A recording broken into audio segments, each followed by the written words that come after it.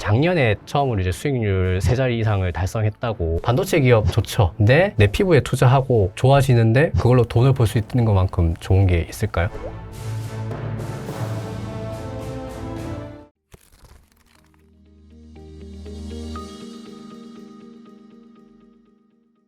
근데 사실 이제 또 그런 고민이 생겨요. 항상 이제 윤조 대표님은 과열이 되었을 때 먼저 이제 경고를 주시는 거니까 이제 많은 분들이 고마워하시는 거고, 지금 근데 제가 1월 28일 기준으로 26년도 컨센 기준으로 이제 밸류에이션을 찾아보니까 BER로 봤을 때 삼성전자가 이제 한 2배 조금 넘어섰고 하이닉스 2.9배, PER로 봤을 때는 10.4배, 7.3배.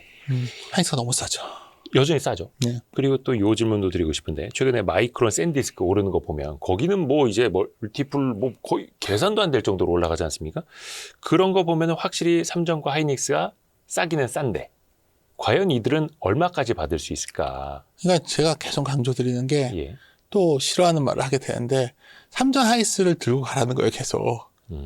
그러니까 이 두 종목은 나중에 혹시 시장의 변동성이 생겨도 하방은 매우 제한적일 거라는 거죠. 아하, 변동성이 생기더라도 실적 올라오는 게 있긴 있으니. 그러니까 근데 이것이 주인공이 아니잖아요, 지금. 얼마 전부터는. 코스닥 레버리지. 코스닥 레버리지나 내러티브 종목. 내러티브 종목들이 훨씬 좋잖아요. 그러니까 지금 오히려 기관들 중에서도 일부도 그래, 이거는 위에 상단은 제한적이니까 이걸 좀 줄여가지고 다른 걸로 확산해야지.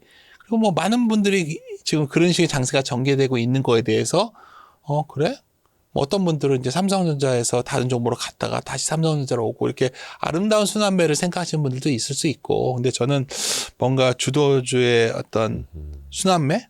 예를 들어서 실적이 빈약한 종목들까지 엮여서 주가가 올라갈 때 그렇게 저는 좋은 모습을 안 보거든요. 뭔가 신호 측면에서. 그렇죠.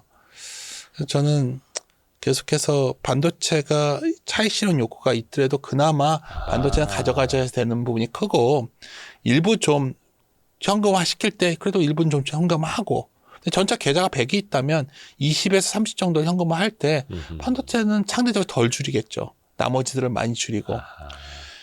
그래서 1분기 중에는 저는 반도체가 여전히 제일 편안하다 생각을 해요. 근데 이제 걱정되는 거는 걱정이라기보다 지금 고민은 이거 아닐까요? 지금 뭐 여기서 반도체 얘기해서 모르는 사람 누가 있습니까? 지금 네. 근데 이제 지금 가장 핵심은 결국 코스닥이 지금 이렇게 미친 듯이 흥분돼 있고, 또 어쨌든 간에 레버리지 ETF 거래를 위해서 지금 금융투자협회 온라인 그 교육 사이트가 마비될 정도로, 아까 말했던 머니무브가 여기로 오고 있잖아요. 네네네. 그러니까 이거 머니무브가 여기로 오는데 같이 동참을 해야 되는 거 아니야? 이 고민 아니에요, 지금. 사실 제가 여기서 오늘. 그죠, 이제 밀물의 막이 전에 제가 반도체 말했으니까 지금 좋지 않아요. 이거 말해서 누가 지금 귀에 들어오겠어요?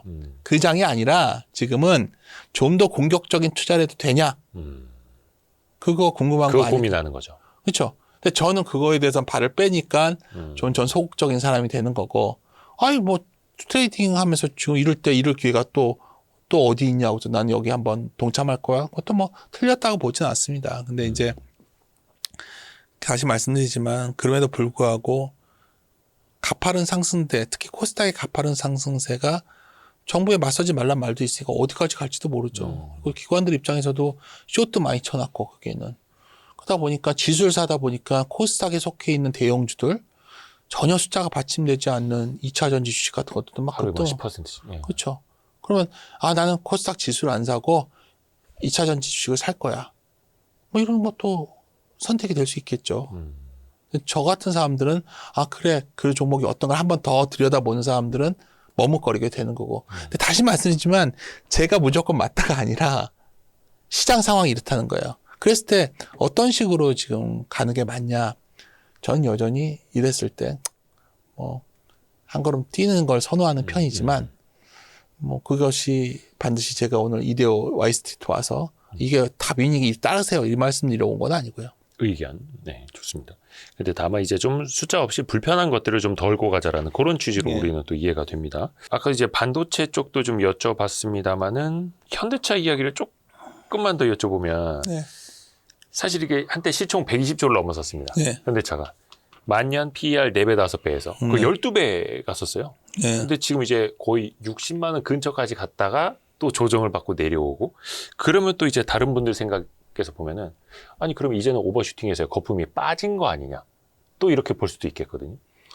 물론 이제 그거는 그때그때 그 파도 잔파도를 어떻게 달지는 모르겠으나 장기적으로 현대차에 대한 거는 네. 숫자가 아니죠, 지금 이제부터는. 그러니까 여기서 현대차는 두 가지 의견의 대립이에요.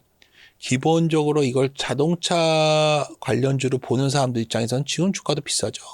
자동차만 보면 예.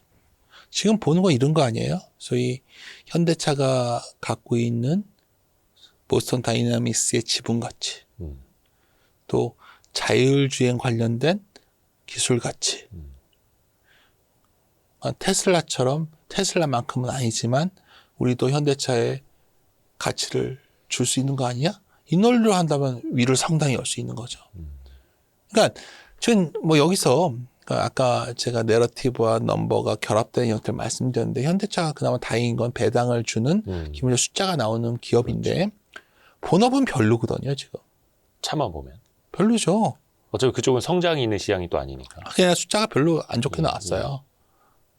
그거만 보면 과거 같은 주가가 빠졌을 상황이었어요. 근데 지금 빠질 이유는 없죠. 왜냐하면 이건 새로운 논리가 내러티브가 부과됐기 때문에. 그럼 여기서 이제 오히려 이런 고민이 생기죠. 한국에서 로봇 관련주라는 지금 명칭되는 많은 기업들이 있는데 이 로봇 관련주를 중에서 선택을 하나만 해야 된다면 현대차가 맞아요. 한국에선. 그렇죠. 네네. 왜냐하면 한국의 현대차에는 한국에 없는 미국 회사를 지분을 갖고 있으니까요. 역설적이죠. 네네. 그만큼 한국에는 로봇 기술을 제대로 구현하는 부품 회사도 별로 없는 상태예요. 많은 분들이 제가 이제 로봇 관련주에 대해서 좀 비판적인 말씀을 좀 많이 드리는 편인데 시총이 매우 큰데 실제 어떤 기업 가치로 보면 매우 미진한 종목들이 많이 보이고요. 많죠. 근데 그랬을 때 이제 여러 가지 내러티브가 뭐냐면 결국 미국과 중국이 이런 갈등 속에서 중국의 부품주들이 못 들어가면 한국의 부품주가 들어갈 거야. 네. 뭐 이런 논리들도 강하잖아요. 네네네. 근데 제가 반문드리고 싶어요. 중국의 로봇은 굉장히 올라와 있습니다. 기술력 좋죠. 그럼요. 예.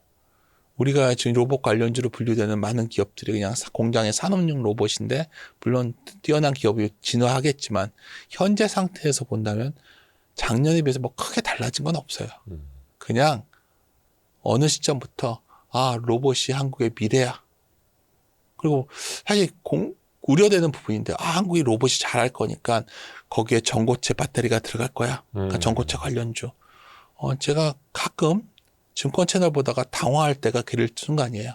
주가는 움직일지 모르겠지만 한국의 로봇 산업이 발전하고 있는데 이렇게 되면 이게 되고 전고체 배터리가 붙으니까 전고체 회사가 뭐가 있습니다. 아마 물어보는 거죠. 아까 우리가 기업의 가치라는 거는 네네네. 결국 어떤 기업을 자본을 넣어서 공장을 만들어서 또 원재료를 사가지고 만들어서 재고를 하고 재고를 또 팔아서 또 돈이 돌아오고 이 과정이 현금이 돌아야 그게 기업 가치인 거예요. 네네네. 제 기준에 따라서는 전혀 해당이 안 되는 거죠. 지금 이 수많은 내러티브 상상력의 확장이. 그렇죠? 네. 그렇게 만약에 그러한 내러티브로 가는 스케줄이 내년 정도에 보여도 이런 말 안 하죠, 제가. 언제쯤이란 얘기죠. 그러니까 저는 가끔 소위 저도 이제 회사를 다니다 나와서 이렇게 활동을 하고 있지만 네.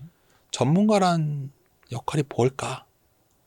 결국 정말 뭐 지금 듣고 싶은 말을 해주는 게 맞는 것이냐 아니면 어쩌면 현실을 직시하게끔 하는 게 맞는 것이냐 그런 고민을 점점 가끔 해요. 그렇게 본다면 여전히 아쉽게도 현재 이러한 분위기가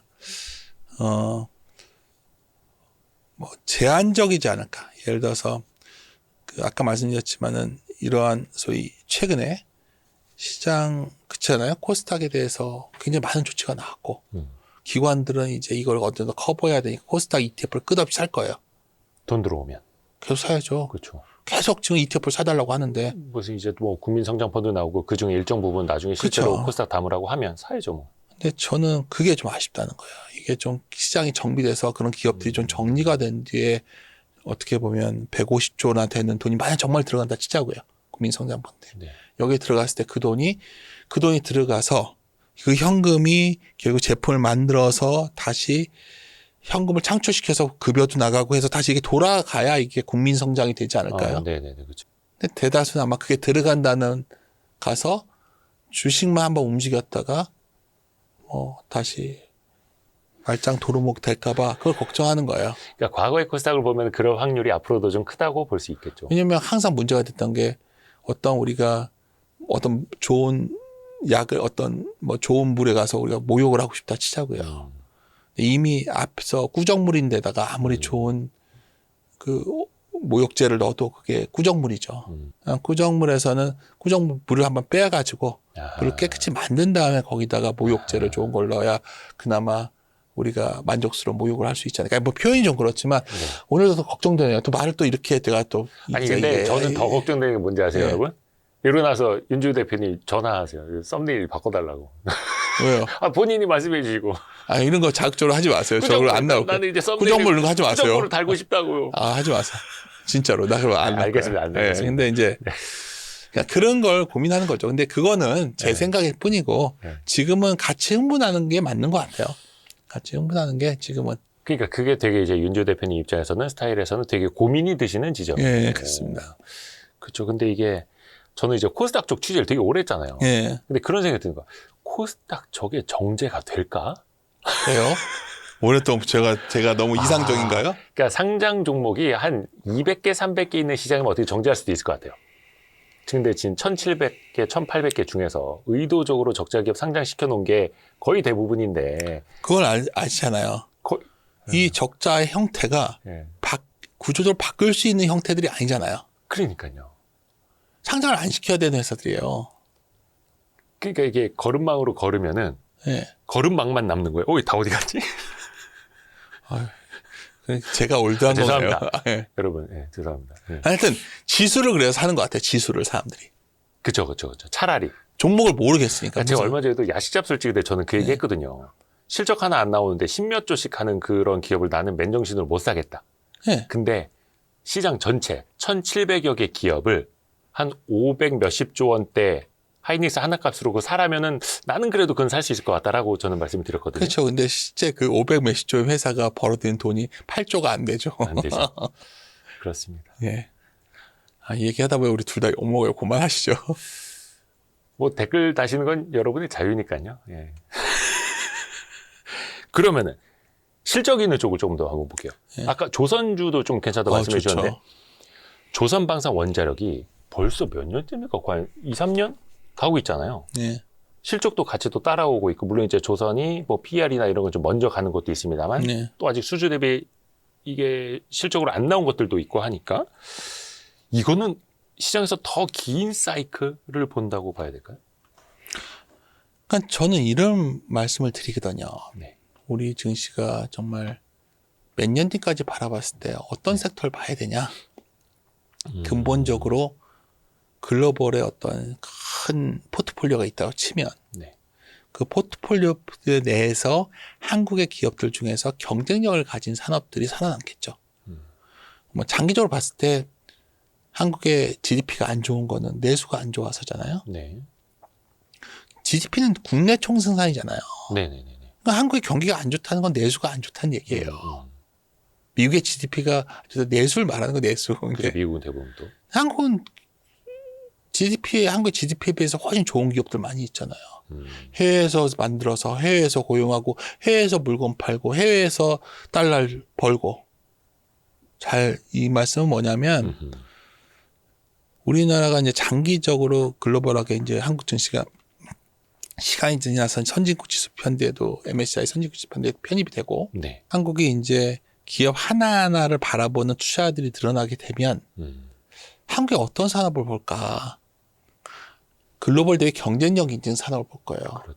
그러면 이제 떠오르는 게 뭐 시크리칼이냐 아니냐 논쟁은 있지만 반도체는 있을 거고 반도체를 포함한 IT 내에서의 어떤 한국의 우위, 중국이 배제됐을 때의 우위 이게 분명히 존재하고요. 과거와 다른 위치죠. 조선도 해당이 되죠. 조선이 생각보다 글로벌하게 별로 없거든요. 네. 한국의 조선도 그래서 계속 보셔야 되는 거고 한국의 방산도 전 세계가 전쟁을 안 하는 평화의 시대였기 때문에 방산도 계속해서 줄여왔단 말이에요. 네. 한국은 어찌됐든 간에 타이에 의해서 분단 국가다 보니까 방산을 계속 해왔기 때문에 이 기업 저 기업 다 방산에 한 발 건쳐놓은 기업들이 꽤 있어요. 네. 그런 기업들의 가치도 다 긍정적인 게 있고 원전이나 이거는 전력인데 한국은 제조업 베이스가 강하다 보니까 이쪽을 계속 해왔단 말이에요. 원전은 알다시피 박정희 대통령 시대에 얼떨결에 미국이 어쩌면 웨스팅하우스 기술을 그냥 도입을 했는데 그게 얼떨결에 이렇게 된 거잖아요. 그러니까 그런 산업들은 그래서 계속 봐야 되는 게 맞아요. 그러니까 우리가 자꾸 뭐 한국이 뭐 여러 가지 뭐 암울한 미래 전망을 하시는 분들도 꽤 많지만 내수는 그렇죠. 인구도 줄고 있고 뭐 여러 면에서 그러하지만 한국의 제조업들이 가진 경쟁력은 우리가 바라보는 것보다 밖에서 바라봤을 때 상당히 의미가 있다 보고 있고 아까 그런 기업들 중에서 장기적으로 좀 이익이 꺾여 있을 때 좀 싸져 있을 때 주식을 좀 사기 시작해서 장기적으로 가져가면 상당히 그쵸, 긴 시간. 지금은 이제 많이 좋아져 있는 상태니까 복귀를 해보시라는 거죠. 앞으로 몇 년 안에 이제 젊은 분들이 미국 주식에 갔다가 미국 주식은 장기 투자가 되는데 왜 한국 주식은 안 되냐? 아니, 입증되는 게 있잖아요. 한국 주식이 왜 장기 투자가 안 돼요? 지금 조선주도 장기 투자되고 있죠. 그렇지 않나요? 네. 다 이런 종목들이 그러한 소위 글로벌 좀 3년 이상. 예. 예. 그러니까 뭐 저는 그런 게 좀 아쉬워요. 그러니까 많은 분들이 의외로 한국 기업들의 가진 소위 가치의 본질을 지나치게 경시하신다는 느낌을 갖고 있어요. 그러니까 이게 과거의 시선으로 봤을 때 조선 저거 2, 3년이면 끝났어야 되는데 방산도 원전 뭐 전력기기도 이렇게 오래? 이렇게 이제 또 퀘스천 마크를 다시는 분들이 또 많아요. 그러니까 다른 업체에 비해서 그러니까 이런 거죠. 다른 업체들은 추격할 수 있는 여지가 좀 많이 있거든요. 해외 다른 소비 기업들이. 업체들은 화장품도 중국이 상당히 많이 쫓아왔었고 중국 시장에선 우리가 다시 들어간 데들 회복할 자신도 없고 다른 시장을 개척해서 이 정도 온 거고 근데 생각보다 조선 뭐 이런 것들은 따닥 반도체도 그렇고 쉽지 않은 거예요. 그러니까 미국이 굳이 이렇게 자국으로의 리쇼어링을 하려고 하고 하는데 자기네가 그냥 지면 될 텐데 못 짓잖아요. 이런 부분들이 결국 이러한 기업들이 아까 이 기자님께서 이 대표님께서 이 기업들은 앞으로 어떨 것 같냐 물어보신다면 좋죠.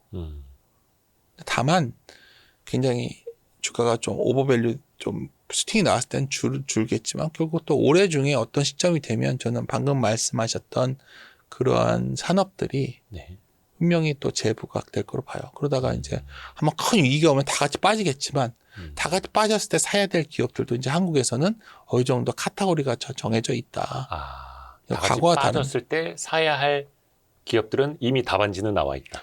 다시 말씀드리지만 한국 증시가 이머징을 떠나서 선진국에 편입되는 가는 과정에서는 결국 한국 내의 경쟁력이 아니라 글로벌 시장 내에서의 경쟁력이 제일 중요한 기준이 되는 거고 그런 그 기업이 갖고 있는 기본적인 경쟁력 그러니까 회사의 가치가 뭐죠? 그러니까 회사 가치가 아까 돈을 만들어내는 거라고 했는데 이 돈을 만드는 핵심적인 비즈니스의 원천이 경쟁력이 있어야 될 거 아니에요. 그러니까 누군가 어느 회사가 갑자기 뭐 남편에서 조선소 진다고 경쟁력을 갖는 게 아니잖아요. 설계부터 뭐든 그렇죠. 그러니까 그런 관점에서 한번 우리의 기업들을 바라보기 시작하면 야 이런 기업들도 한국에 있네 저런 기업도 있네 뭐 이런 여러 가지 생각이 들어요. 재밌는 얘기 하나 드릴게요. 갑자기 생각이 났는데 최근에 이제 또 하도 종목들이 날리니까 공부 좀 해보자 하다가 사실 뭐 약간 트레이딩 바이 정도로 요즘 많이들 얘기되는 것 중에 하나가 화학이에요. 케미칼. 근데 요지는 웃기죠. 중국이 정말 케미칼 정말 다 망해가는 산업으로 알고 있는데 원래 케미칼 산업은 누가 망해야 이게 되는 거잖아요. 그렇죠. 과거에 한국 케미칼이 살아날 때 보면은 유럽이 한번 망하거나 뭐 이렇게 돼야 이제 돌아서는 건데 최근에 이제 한국이 망해야 이제 된다는 의견이 있어서 한국의 구조조정이 촉발할 거다. 작년에 그 말이 계속 나왔는데 요새 조용히 중국이 알아서 좀 줄이고 있어요. 거기도 워낙 초과 공급이니까. 그렇죠. 예를 들어서 뭐 스판데스 가격 같은 게 이제 막 급등을 하더라고요. 최근에 쫄쫄이 많이 올랐죠. 그렇죠. 근데 스판데스 생산하는 회사가 전 세계 탑이 한국에 있어요. 그렇죠, 그렇죠. 그러니까 예를 들어서 그러니까 그런 시장들이 나오는 거죠. 그러니까 전 세계에 이런 시장들이 있을 때 생각보다 한국이 글로벌 탑 티어에 속해 있는 기업들이 꽤 있다는 거죠. 그러면 그런 산업들이 재편될 때마다 한국은 부상할 수가 있는 거고, 뭐 그런 측면에서 보면은 지금 저는 이제 최근에 달러가 약해지는 걸 보면서 특히 미국 주식 투자하셨던 분들이 환전하는 소식을 좀 가끔 듣거든요. 환전이요? 환전. 한국으로 돌아오려고.